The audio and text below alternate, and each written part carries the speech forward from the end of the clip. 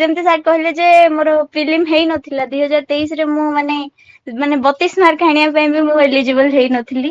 ଦେନ୍ ତାପରେ sir call ହିଁ କରିଥିଲେ ସେତେବେଳେ ଯେହେତୁ ଲେଖୁଥିଲି ଗୋଟେ ପ୍ଲାଟଫର୍ମ ରେ ସାର୍ ଲେଖା ଦେଖିକି କଲ୍ କରିଥିଲେ। କସ୍ତୁରୀ କଣ ହେଲା ପ୍ରିଲିମ୍ କଣ ହେଇଛି ରେଜଲ୍ଟ? ନାଇଁ ସାର୍ ପ୍ରିଲିମ୍ ହେଇନି। ନାରେ କଣ ଏମିତି କହୁଛ ପ୍ରିଲିମ୍ ହେଇନି ମାନେ ତ ତାପରେ ସେ ଜର୍ଣ୍ଣି ଆରମ୍ଭ ହେଇଥିଲା କେମିତି କରୁଥିଲ କେମିତି ପଢୁଥିଲ କରି ମାନେ ସାର୍ ପ୍ରିଲିମ୍ ହିଁ ମୋର ବେସ୍ ବନେଇଲେ ଫାର୍ଷ୍ଟରେ ତାପରେ ସେଇ ଟାଇମ ଭିତରେ ମେନ୍ସ ର ବେସ୍ ବନେଇଲେ। ଜିଏସ୍ ୱିଥ ଅପସନାଲ ର ବେସ୍ ବି ସାର୍ ହିଁ ବନେଇଛନ୍ତି ମୁଁ କୋଉଠି ମାନେ ଯୋଉଠି ମୁଁ ପଢିଥିଲି ସେଇଠିରୁ ମୁଁ ବେସ୍ ବନିନି। ସାର୍ ହିଁ ଟପର୍ସ ନୋଟ ଦେଇଥିଲେ ଏଇଥିରୁ ଏମିତି ସର୍ଟ ନୋଟ ବନେଇବା ପାଇଁ ବି କହିଥିଲେ।